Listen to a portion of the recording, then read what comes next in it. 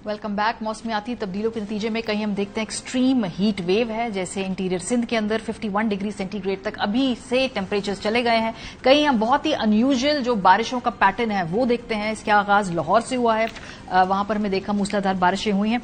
ये मौसमियाती तब्दीलियों का नतीजा है और अब गर्मी और एक्सट्रीम वेदर कंडीशंस बढ़ती ही चली जाएंगी आने वाले चंद सालों में।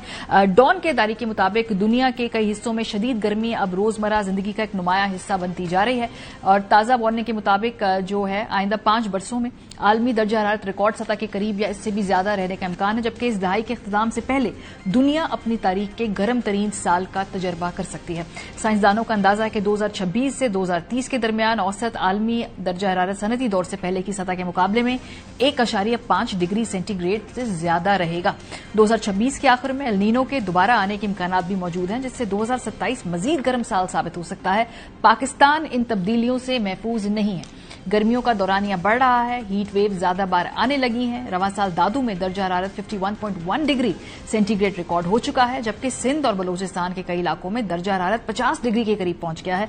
इस साल शाया होने वाली तहकीक के मुताबिक 2050 तक तकरीबन 3.8 अरब अफराद शदीद गर्मी के खतरात का सामना कर सकते हैं। इनमें बड़ी तादाद तरक्की पजीर ममालिक की होगी, जहां ठंडक की सहूलियात महदूद और बिजली की फराहमी गैर यकीनी है। ताहम ये मसला सिर्फ गर्म खित्तों तक महदूद नहीं। 2025 में रिकॉर्ड दर्जा हरारत वस्ती एशिया, साहिल अफ्रीका और शुमाली यूरोप के बाज हिस्सों तक पहुंच गया है, जो जाहिर करता है कि मौसमियाती तब्दीलियां कितनी तेजी से दुनिया भर के जो इलाके हैं उनको इफेक्ट कर रही हैं। प्रोग्राम के सिलसिले में उमर जावेद साहब हमारे साथ मौजूद हैं, डायरेक्टर जनरल है पीडीएमए पंजाब के। बहुत शुक्रिया उमर साहब। जो हम खास तौर पे आने वाली बारिशें हैं उनके पैटर्न के हवाले से, जो एक्सट्रीम वेदर कंडीशंस हैं, गर्मी के जो स्पेल्स हैं उसके हवाले से फिलहाल अगले 3 महीने की क्या प्रोजेक्शंस हैं, किस तरह की आप टेम्परेचर के अंदर अनयूजुअल चीजें देख रहे हैं?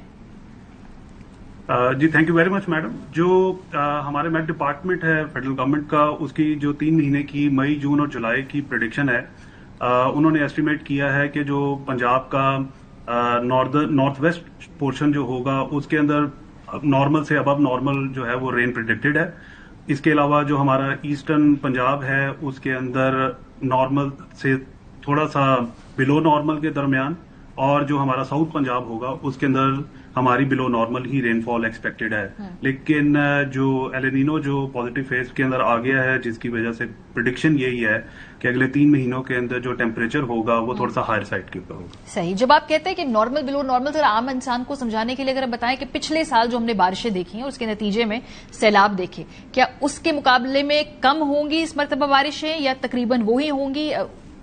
इसका पैमाना जरा बताएं।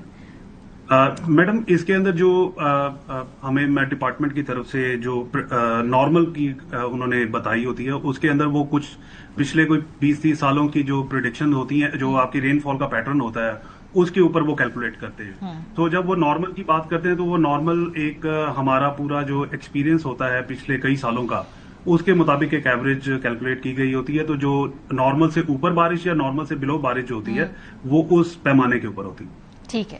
और तो पिछले साल जैसे बारिशों का पैटर्न था, हम वैसा नहीं देखेंगे इस मर्तबा, उससे क्या ये कहना दुरुस्त है?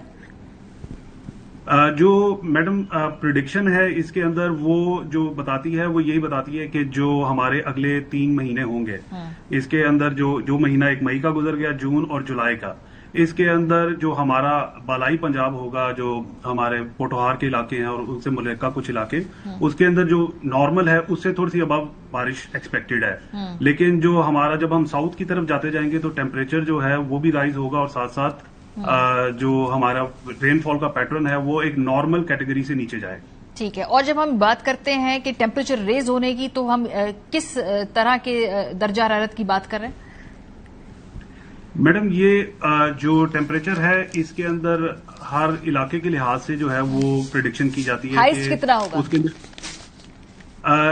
ये मैडम उसके अंदर हमें ये कैटेगराइजेशन जो है वो इस तरीके से नहीं दी जाती। वो एक टेम्परेचर का वो एक स्केल दे दिया जाता है कि ये टेम्परेचर कहाँ पर थोड़ा सा ज्यादा होगा। जैसे कि जिस वक्त हमारी ईद के दिन थे तो उसके अंदर हीट वेव की प्रेडिक्शन जो थी वो मेट ने की, और उसके अंदर एक रेंज बताई कि टेम्परेचर जो है वो अगर नॉर्मल 45 डिग्री है तो उससे 4 या 5 डिग्री ऊपर जाएगा। तो वो किसी जगह 46 भी हो सकता है, किसी जगह 47 भी हो सकता है, किसी जगह 48 भी हो सकता है। तो it varies from region to region, and it varies from conditions to conditions.